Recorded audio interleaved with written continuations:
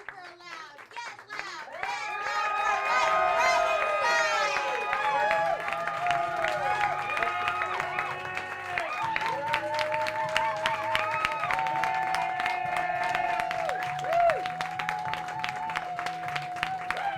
Thank you. Give it up for Lindsay. Give it for everybody you saw so far.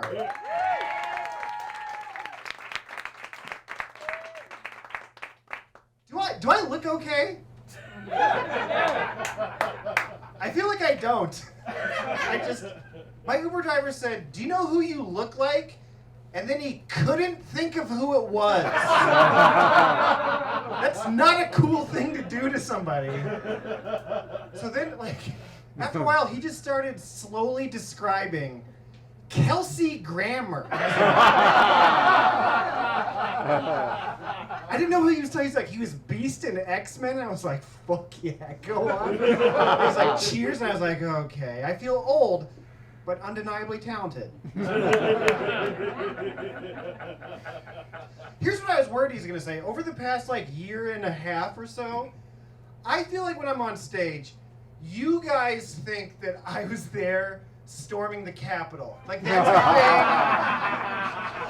I think that you guys think that I heard somebody smeared shit on a wall. That guy looks like he probably did that. I know I have resting January 6th face. It's just a thing that I know about myself. But I wasn't there. I didn't agree with any of that. I saw it on TV and I was like, I don't want them to do that. That's my alibi. Wasn't there, smearing shit on walls. My hair is going gray fucking fast, you guys. It's going gray fast. I feel old on stage. All my shows, everybody's younger than me. This is what it's like for me. My first year in comedy, this old man went up on stage. I was 22 years old. It was all college kids. And he looked at the kids and he goes, "I think I know where Bin Laden's hiding. In you kids' baggy pants." That's what he said.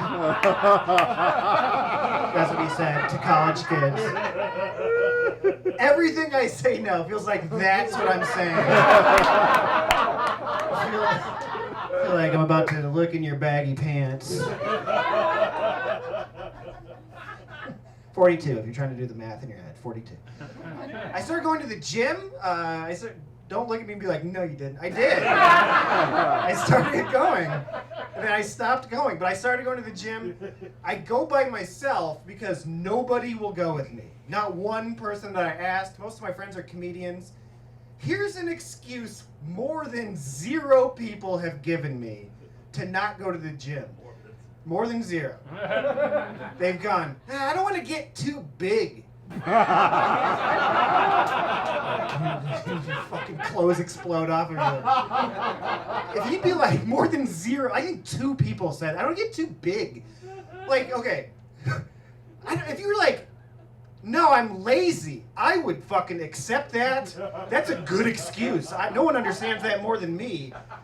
Don't tell me you're going to be too good at the thing you've never tried before. I won't believe you.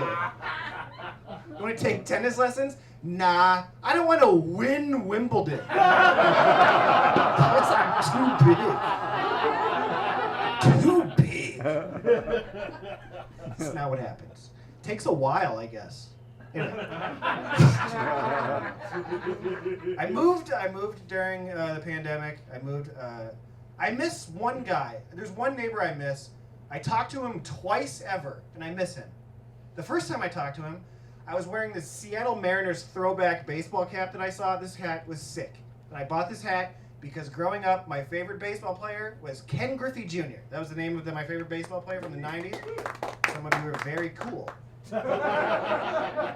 He had a rookie card with this very specific Mariners hat, and I saw it, and I was like, fuck yeah, like the Ken Griffey Jr. hat. And I bought it. And this guy sees me wearing this cool hat. And he goes, are you from Seattle? I'm from Seattle. I go, no. Then I explained the whole Ken Griffey Jr. hat thing to him that I just explained to you. And he goes, that's my fucking guy right there. And I was like, hell yeah, buddy. And he goes, no, he and I are good friends. And I go, I want to meet him. Like that. And he goes, "You probably will." And he went inside of his house. I was like, what the fuck just happened to me? I was just sitting out here with this hat. Now I'm about to become... So I texted every guy I knew growing up my age. I was like, guess who's about to become best friends with Ken Griffey Jr.? Suck my dick, said. That's what I did to every guy that I knew. The second time I talked to the same guy, I was wearing the cool hat. I was outside again. And 2 military helicopters went over my apartment. And the same guy started running towards me. And he goes, "Trump's instituting martial law! I read all about it on Facebook!" And that was the moment that I knew I am never meeting Ken Griffey Jr. I don't believe this guy knows him.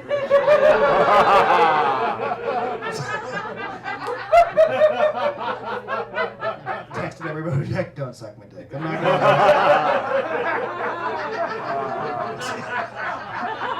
You shouldn't. I failed you. That's the neighbor, by the way. Oh, I just remembered. Did you guys, like, at 8 o'clock in your neighborhood bang pots and pans for the healthcare workers? Did you know what I'm talking about? Some of you know. Okay, in Silver Lake, we did this. Haha, Silver Lake. We, at 8 o'clock every night, people banged pots and pans and yelled out the windows for the healthcare workers. Because it sucked to be a healthcare worker. They were wearing like garbage bags and catcher's masks. Like nobody had anything. So we were like, yay, cheering for them. No one knows what I'm talking about? Okay. Okay, you do know. Okay. No one told me this was about to happen. So when it started, like I got my hopes up so high. I thought Trump had so I ran outside hearing people cheering and I ran out and I go, "Did he die?" Like I was so excited. They're like, "No, it's for the healthcare workers." I was like, fuck. Too excited for that.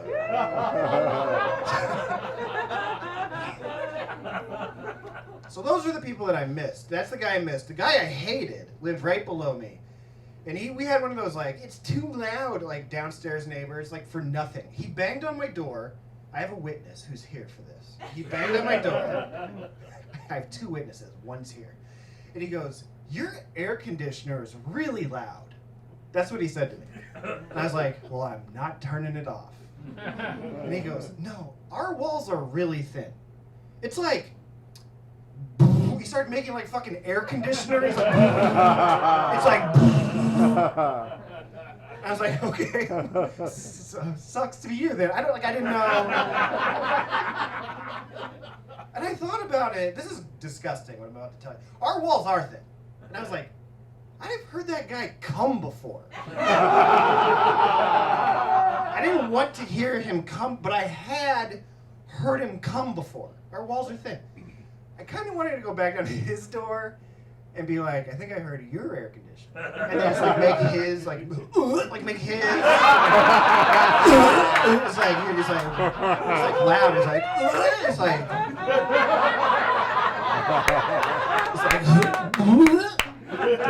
sounds broken, like make his. I'm wondering how long I can make that noise is what I'm wondering.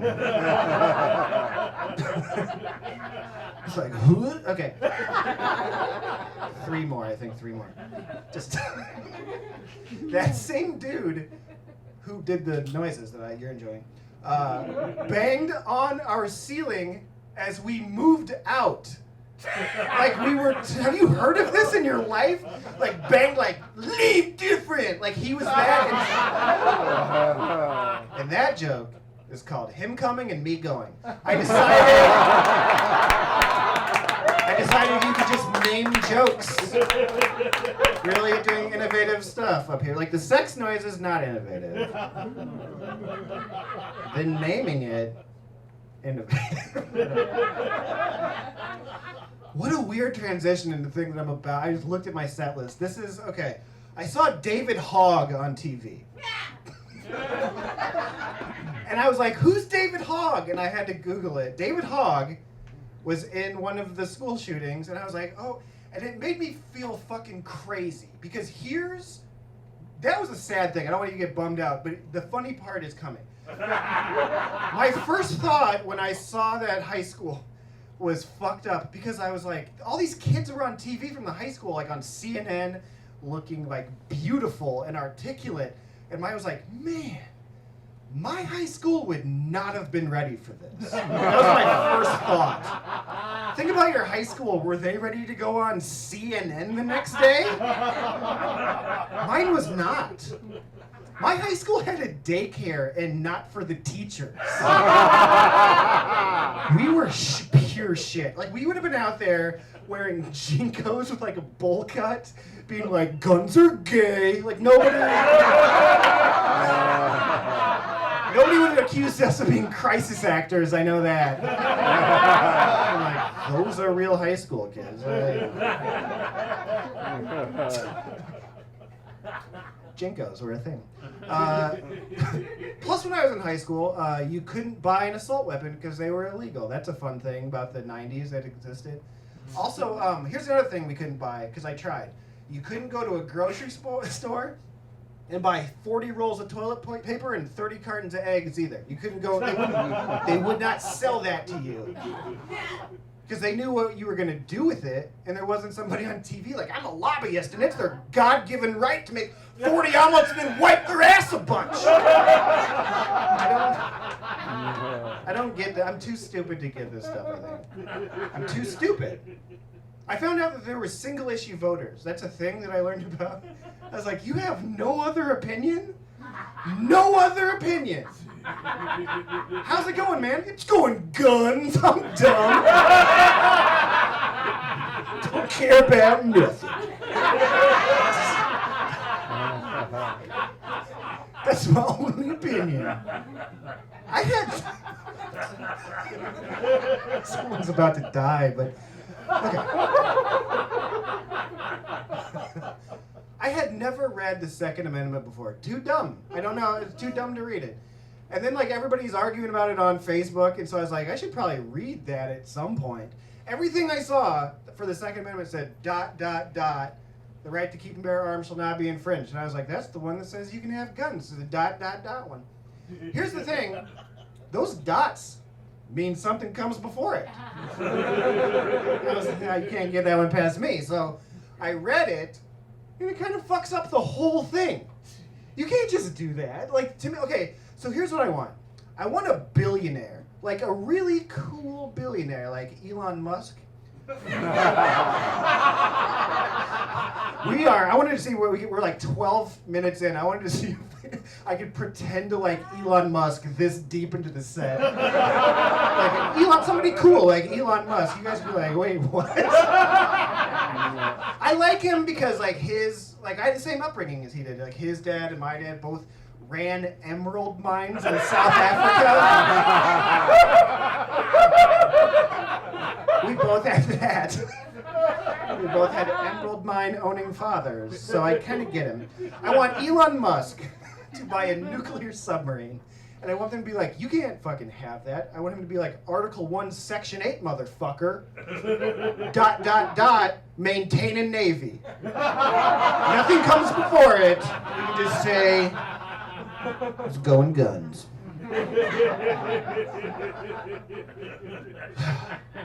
Oh, I read an interview with Joe Biden from 1974. Turns out we want him senile. It kind of like, he had bad ideas, even when he was alive. Even Joe Biden, bad when alive as well. Some would argue worse while alive. It's okay to make fun of Biden, I decided. We'll see about the thing I say right now. Okay. I went on a trip for the 4th of July with my wife. They showed clips of the LA riots in 92. I didn't live here in 92. So I was like, oh my God, that's like terrifying. They showed like the Reginald Denny getting hit with the brick. I was like, oh my God. And then they showed like the store owners shooting at the people. And I was like, Jesus. And then it zoomed out from a helicopter and it showed $1 gas. And I was like, those were the good old days. We You take a brick to the face for $1 gas.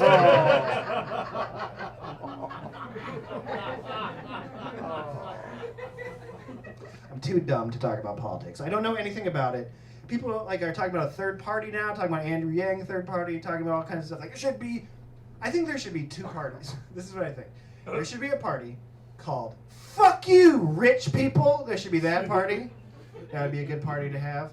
And then there should be another party called "No, Fuck You, Poor People." And that's it. Those are the two parties.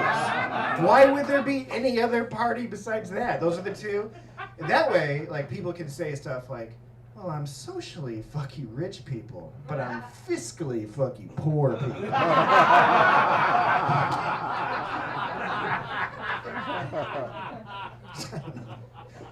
I think I hate Los Angeles. I think I do.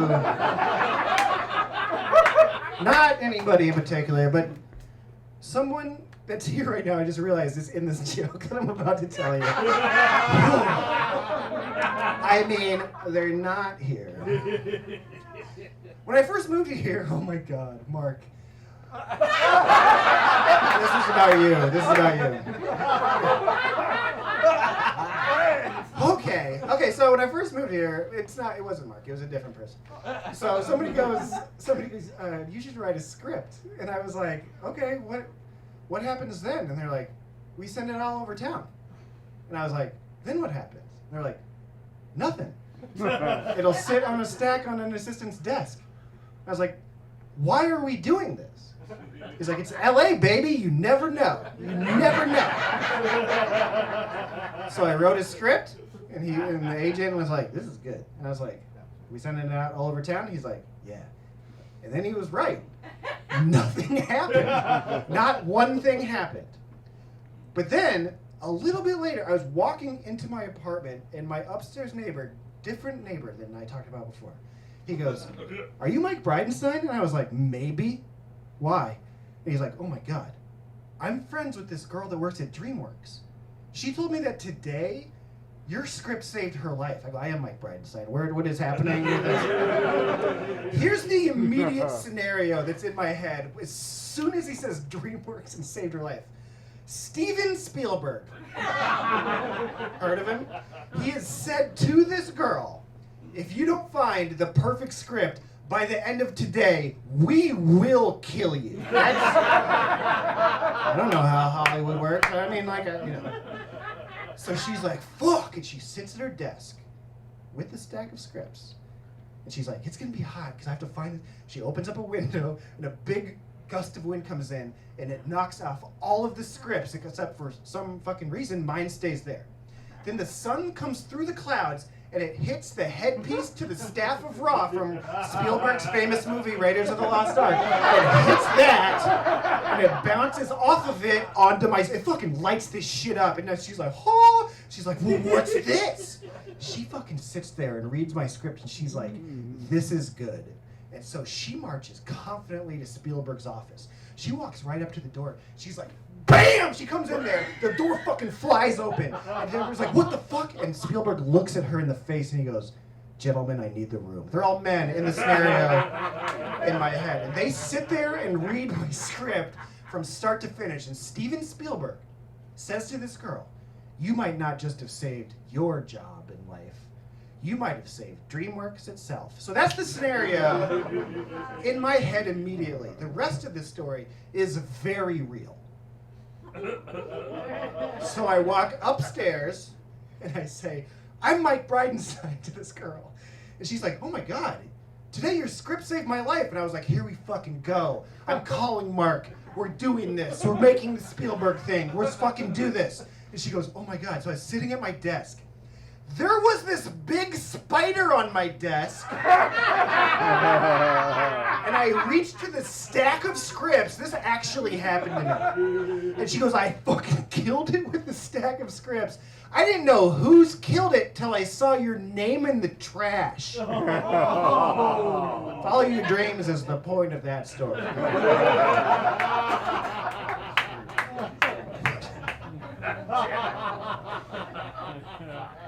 Why are you bummed? You're like, actually, the moral is I'm a famous man. You all know that I'm not, so. And that script was Schindler's List. Like, that was you? That was me. What year did that come out? I don't know. That whole thing was my script. One coat should be red, I said. I think a lot of scripts fucking suck. I'll be honest. Like, okay, I never got into Harry Potter. Never got into it. I watched the first movie and I was like, why do they celebrate Christmas at Hogwarts? I just don't see how they'd be impressed. You know what I mean? Like, water into wine. Okay, like, unless he's sandbagging in the Bible. Jesus Christ. C student at Hogwarts. That's my... Maybe because his mom was a mudblood? I don't know. I've never read either book, is my point. I like ruining like movies that everybody likes. Here's one. The original Star Wars. The 1977 original Star Wars. It's dumb. Don't go back and watch it. It's like my entire childhood is based on this movie. And I watched it, I was like, what? Okay. So, if you don't remember or haven't seen it, this is not that big of a spoiler. There's a character named Obi-Wan Kenobi. This bothers me. If you don't know what happens, all of the bad guys want to kill this guy named Obi-Wan Kenobi. So he goes in to disguise. And he completely changes his name from Obi-Wan Kenobi to Ben Kenobi. Obi-Wan Kenobi, Ben Kenobi. Like, when he went into disguise, right? Same Jedi beard, same Jedi clothes. Obi-Wan Kenobi, Ben Kenobi. He shouldn't have lasted 10 seconds on Tatooine. But I want this to work in real life. Like, SEAL Team 6 is ready to go get Osama bin Laden. They're like, go, go, go! Hold! Guys, turns out it's just old Ben bin Laden.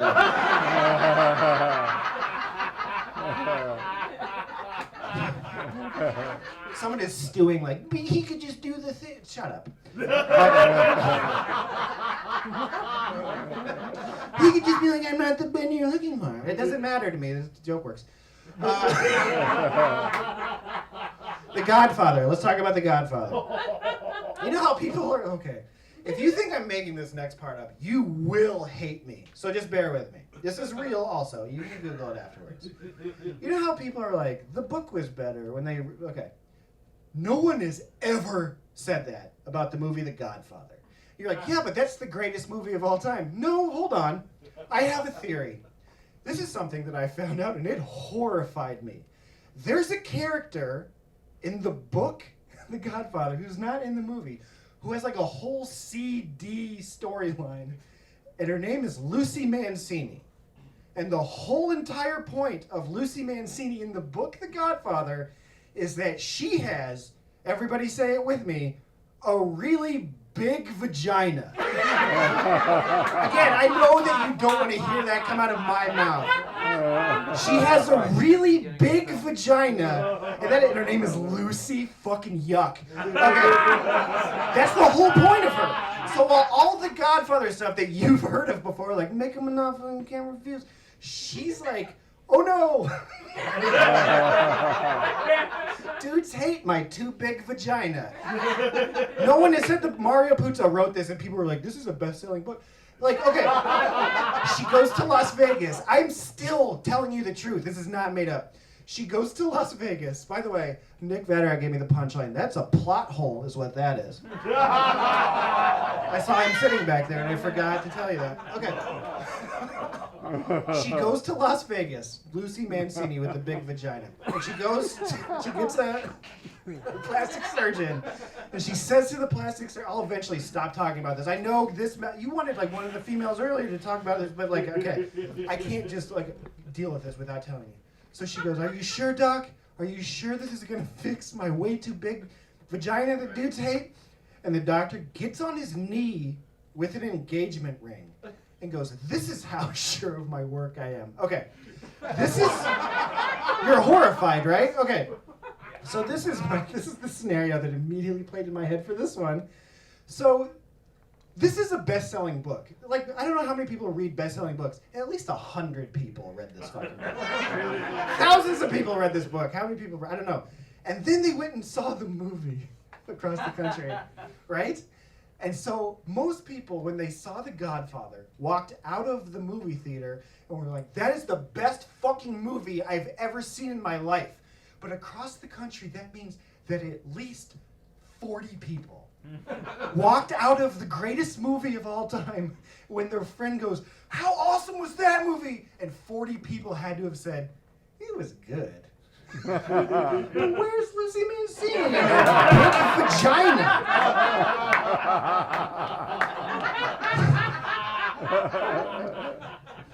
I'm glad you made it through that. That was, pretend my face doesn't look like this. This one is equally terrible, and we're gonna deal with it together. So this is a thing. You ever just remember something that you said? You're like, "Oh my God." Okay, here's one of those. I was driving. I said this on a podcast, and I was like, I'm definitely getting in trouble for saying this. So I was driving to Solvang with my wife, Borat voice. I was driving with her, and I was like, I think Neverland Ranch is around here, where Michael Jackson lives. And so we went to go look for this thing. It took us like 3 fucking hours to find this fucking place from LA. It's in the middle of nowhere. And I turned to my wife and I said, "Man, those kids must have really wanted to fuck." Like, that was it's a terrible thing that I said. But it's not like, besides the molestation, the commute. Do you know what I mean?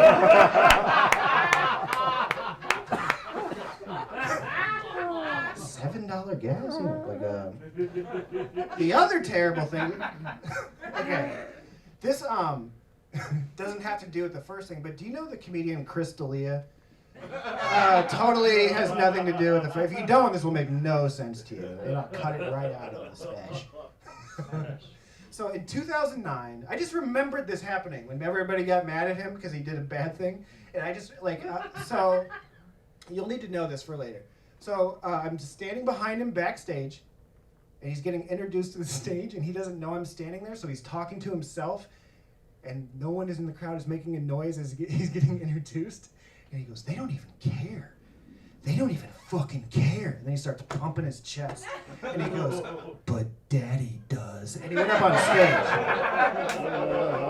When all that shit went down with him, that just like popped into my head. And I was sitting on that one for like since 2009. I've like had this like hidden in my head. So then I thought of another memory that I just remembered out of nowhere. Like, I got mad about something that happened to me in 8th grade. Is this a thing that you can relate to? Does this make sense? You ever be like, "Fuck you," like an 8th grader? Okay. So my family went on vacation to the Mall of America, so pretty rich family. You know who you're dealing with. We had Mall of America money. So we went there, and my sister looks at me and she goes, "I think we're getting the hotel room for free." And I was like, "Why?" She goes, "'Cause of what Mom found." And she looked at me like I did something. And I was like, "What?" No one would tell me what the fuck was going on. Whatever this thing is, my mother has got it wrapped in a towel.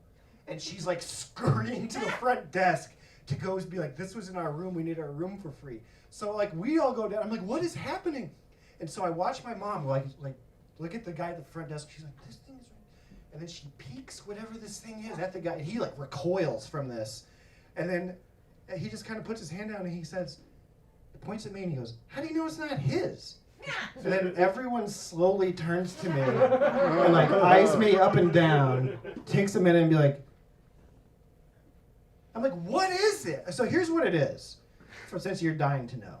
This was a stack of Asian porn magazines. Someone had like a stack of like 12 Asian porn magazines.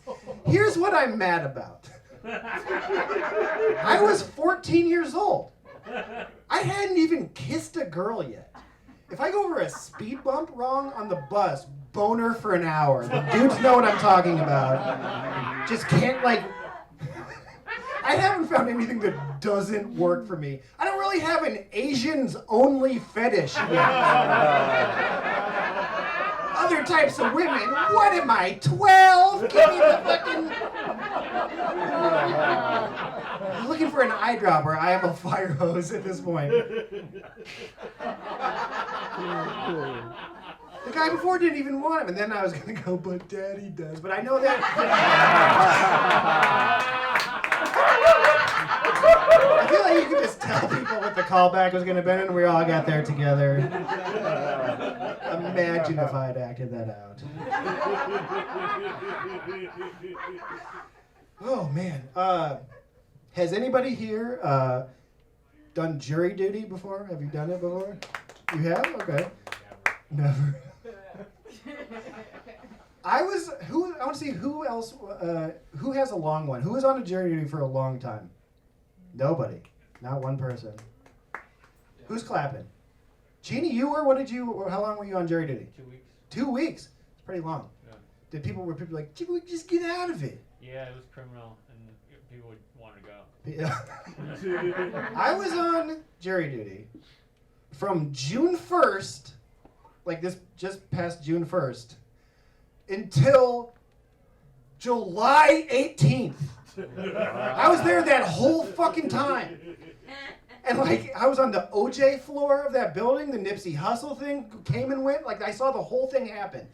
And everybody's like, what? I thought it was so easy to get out of jury duty. Like, people were like, just tell them you're racist. It's not a fucking job interview, man. Like, if I walk into a job interview and like, I'm racist. Yeah, you get sent home, but they would take any warm body. Like, they would take, one of them is here, like, also for my jury duty. They take fucking anybody. The only thing the judge cared about is that you didn't say, mm-hmm, or mm-mm, because that fucked up his record, and that's the most illegal thing you can ever do in a courtroom, is go, mm-hmm, for yes, or mm-mm for no. That's the only fucking thing that they care about. So people were like, I think all cops, like this is, so I'm getting ready to give like my speech, which is like, I think all cops are pieces of shit, even though it hadn't worked for like black dudes before me. I thought, like, I was like, maybe they're gonna be like a white guy send this crazy motherfucker home. Like, I don't know. Like, so I'm getting ready to give my speech, and I'm like fully mentally prepared. And like 2 people before me, they say, what do you do for a living? And she goes, I'm a comedy writer. I go, what the fuck? She knew what I'm talking about. Okay. He's like, what have you worked on? And okay, I have to admit to you, her credits better than mine. So I start getting petty and a little bit jealous. So she's like, what jokes have you written on? She's like, Adam ruins everything. I'm like, I heard they don't even pay. Like, I'm dismissing. She was on NCIS. I was like, me too. Turns out she was on the series. Don't figure out who it is. But like, she's like, I wrote for another, like, what else? He kept like wanting to know her credits. I'm like getting more and more jealous. And then she's like, I wrote one that I don't want to say because there's a swear word in it. And he's like, okay, who's on it? And she's like, okay, Kevin Bacon. And he's like, oh, I still don't know. And she's like, do you just want me to say it? And he's like, yeah. And she goes, it's called I Love Dick. The whole room erupts in fucking laughter. And as soon as the laughs die down, she goes, so now that's on the record. Boom! It's like fucking Def Comedy Jam in the fucking courtroom. People are diving over each other like, running around like, oh shit! Oh shit! And I have to fucking be like, I think all cops are pieces of... No! This is a hot crowd. I have to beat this woman. Fuck no! I did get more laughs than her in the room. She got dismissed, and I was there from June 1st until July 18th. Okay. This next one, oh my god. Okay. So, I don't have a lot of high hopes for my jokes. I do want to write one that solves racism. Here's what I think it would do in this joke. The joke would teach white people the problem. They would teach white people that racism is how the wealthy get us to fight with each other instead of focusing on them. That's what the joke would be about. But I know that I have to tell it in a language they speak. I am a white person whisperer. So I think that joke would go a little something like this. If you think white supremacy will pay for your diabetes medication, you might be a redneck. Okay. Somebody might have done something similar like in the 90s, but for like no reason to sell keychains or something. This has like a good message on it. If you've ever been too drunk to fish, and or the minority that you hate is not a billionaire, ba-doop ba-ba-doo boo. What if this doesn't? What if this solves our nation's crippling racism problem? Who will be cool then? Fucking me is who. All right. This one's a thinker. If you... In my head, I'm fucking nailing this. Nailing this. And what's weird is I got through to like 2 white dudes while I've been doing this. They're like, if you never heard the LBJ quote, if you can convince the lowest white man he's better than the best colored man, then he won't notice you're picking his pocket. And if you are racist, but you've got empty pockets, redneck. Okay.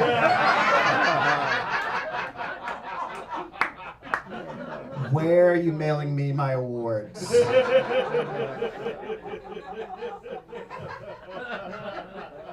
Could you tell I didn't want to do that? Okay. That was... I didn't have fun.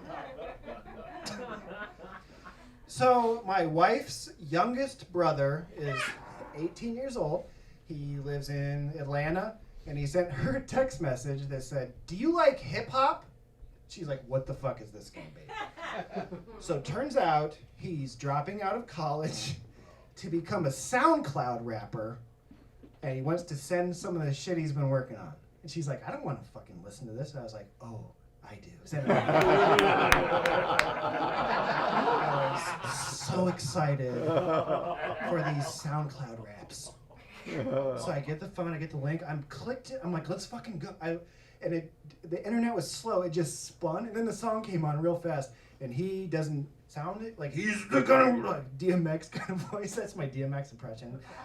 Just as good as my Volkswagen. Okay. Topics covered, fucking, he likes to fuck. Topic 2. He murders people? And my wife was like, turn this off, and I turned it off. And I was like, I don't know what to do right now. And she's like, I'm calling him. And I was like, put it on speakerphone. So she calls him, and she just starts lighting into him. He's like, what'd you think? She's like, you don't respect women? And he actually said, I didn't say anything that. I was like, oh, but he did, though. He did. Like, I'm trying to deal with it. She's like, is this even your life? She's thinking about the murder. She's like, is this even your fucking life? And he goes, well, not in the house. I was like, oh my God! Thank you for not murdering anyone in your house and rapping about it. But I wanted to be like cool brother-in-law to this kid. Oh my God. So I had just read an article about the rapper Future and how he got discovered by giving his mixtape to strip club DJs. So I was like, this will be a pretty cool thing to say to him.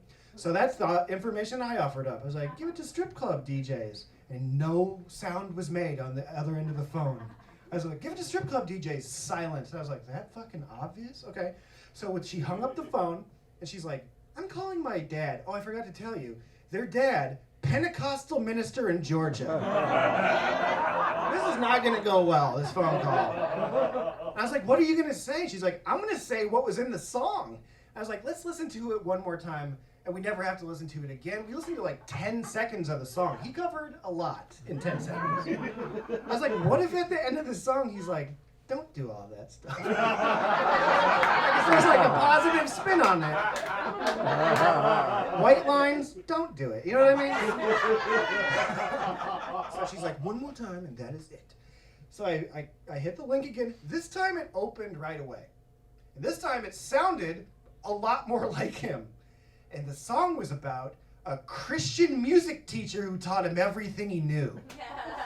I don't know what the first song even was, but it wasn't fucking him. When I'm doing this, I opened something else. I'm listening to this song, it's like a Christian song. I'm like, oh my God. So I start like immediately rewinding the whole conversation in my head. I'm like, oh no.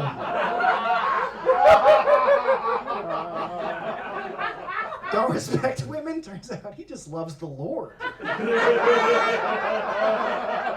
Not in the house? Yeah, church is not in the house. And I was like, I fucking told this kid to take his Christian music song to the titty bars in Atlanta. Take your Jesus song to the titties. And I have to see this kid at Christmas. You know what I mean? He called back shortly later and said he was staying in school. So I feel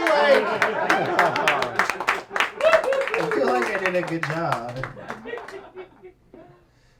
I'm saving lives. I talked about conspiracy theories at the top of the thing.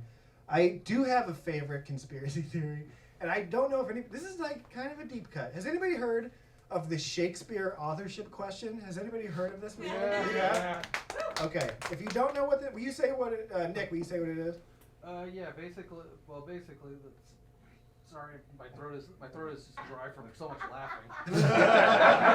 You hear that shit? That's the right response, is what that is. Sorry, I can't talk. Too much laughing, buddy. That's good. I like it so far. Yeah, there's various theories on who that someone else other than William Shakespeare wrote all the plays and stuff. He's already saying it smarter than me. That's right. Give it up for Nick. He's right. Yes. So you know how Shakespeare wrote all that shit? A lot of people are like, he didn't write any of that shit. I went to Wikipedia to look this up, which is where you go. They said a lot of prominent people throughout history didn't think Shakespeare wrote any of that shit. They were like, Sigmund Freud didn't think so. Mark Twain didn't think so. Helen Keller didn't think so. And I was like, why don't you wait right there? But apparently it's true. Helen Keller, and just to be clear, the same Helen Keller you're thinking of, apparently thought Shakespeare didn't write any of that shit. I went to more websites. She wrote, Helen Keller, the same one that you're thinking of, wrote an entire book about how Marlowe wrote the works of Shakespeare. And she apparently took it to a publisher who turned it down, and I'm assuming looked at her handler, Annie Sullivan, and said, why doesn't she just write about her life?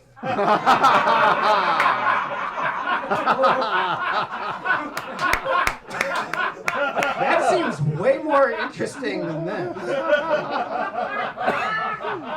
That was someone's job. Her name is Annie Sullivan, to work with this blind, deaf, mute girl. Like, that could be your fucking job. And I need you to put yourself in that position for this next thing I'm about to tell you. So you're working with this girl. You're fucking good at your job. You start by writing, words in her hand. She gets that shit down. You teach her to read Braille. She gets that shit down. You are crushing it. You put her fingies up to people's lips so she can start to read lips. And you're like, fucking, I am kind of a miracle worker. And then one day, she's like, I think, and you're like, what the fuck? And you call all of you're like, everybody, I think Helen's about to say something. She's like, wait a second, Helen, everybody get in here now, go. Helen, tell everybody, what do you want to say? And she's like, Obama was a secret Muslim who was born in Kenya. I'm not taking the vaccine because of microchips. And Shakespeare didn't write any of that shit. Helen Keller, fringe conspiracy theorist. She had a tough life, and she also did a lot of other things. Oh my God. I'm going to close by telling you a story about victory. It's a story about victory. I played high school baseball. I was very bad at high school baseball. My sophomore year in high school, I was the designated hitter. I batted 190. If you don't know anything about baseball, it's not a good batting average. It's especially bad when it's your only job. So I mostly sat on a dugout bench and had shit talked to me by our bat boy. Our bat boy, his name was Derek. He was 10 years old. And Derek, fun fact about Derek, he refused to go get any of the bats. So no one knows why Derek was there. I think we found Derek. I'd known him for 2 years. I hated this kid. I hated his fucking stupid face. I hated him. He talked shit the whole okay. So Derek had a speech impediment, which I have to do for you. But like one day I struck out and he's like, "You're terrible." Like, and I was like, "Oh, I fucking hate this kid." And I go, "What have you ever done, Derek? What's so great about you? What have you ever done?" And Derek thought about it, what he had done. And Derek goes, "You know that song, Gangsta's Paradise?" The fucking Coolio song from 1995. I go, "Yeah?" And he goes, "I wrote that song." That's what.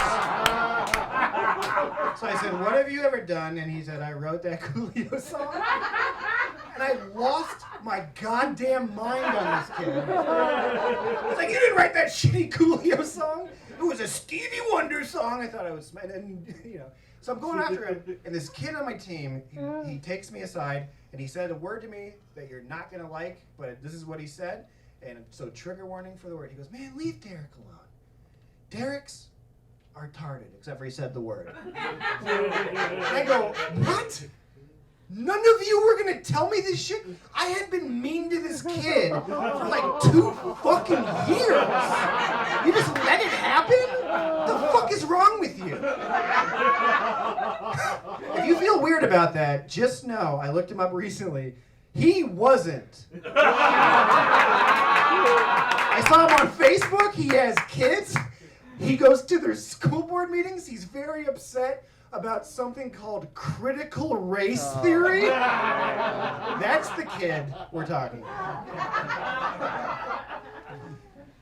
Later that summer, Derek became my fucking hero, and that is this story before we go.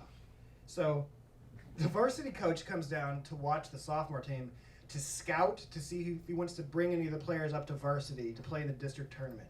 So everybody wants to play really well for this coach because we all wanted to go up and play varsity. That was like the dream as sophomores. Even me, I was like, maybe he doesn't know 190 bad batting average. So long story short, we blew the game. We lacked hustle. Coaches love hustle. 2 things coaches love. 1 is hustle. 2 is calling teenage boys pussies and stuff like that. That's what those are the 2 things they love. Pussies and hustle. So usually we got screamed at by these coaches and they'd be like, "You guys are fucking pussies." So our coach, like, usually I was like, "Oh, we're gonna get yelled at." Like, but he just sits in the dugout, he's spitting dip onto the dugout floor, and he goes, "Go sit in the fucking outfield, in the grass, and don't say a fucking word. If any of you makes a fucking sound, we're gonna be here at 5 a.m. and we're running all day." I was like, holy shit.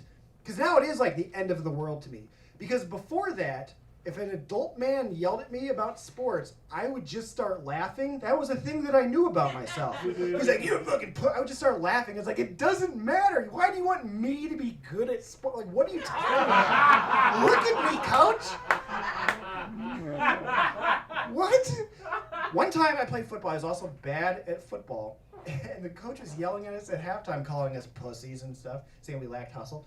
And so he's like screaming at us. He's like, "Oh, you guys lack hustle, you pussies!" And he goes to slam the door for effect, but it was one of those air pressure doors, so it closed real slow. And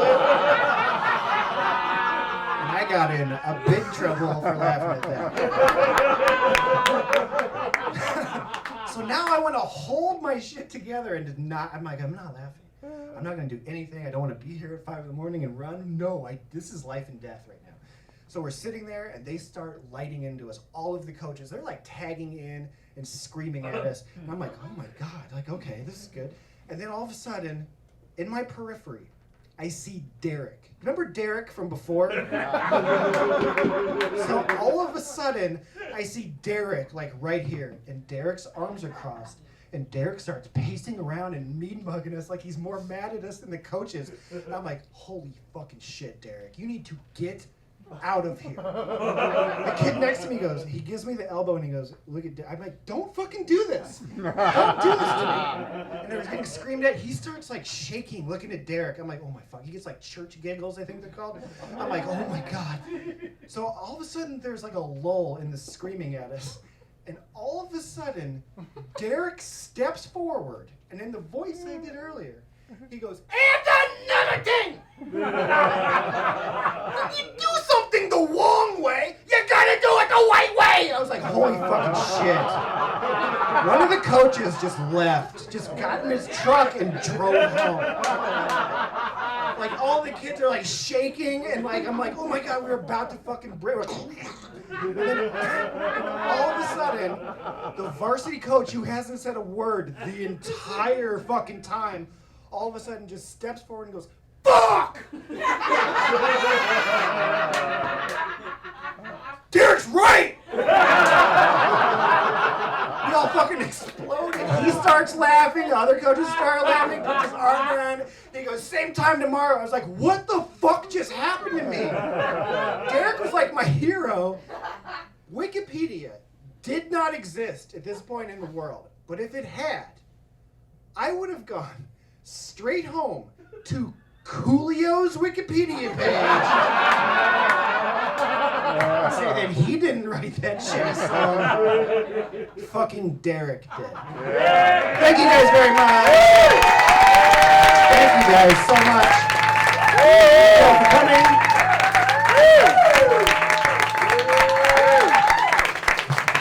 Get up for Lindsay.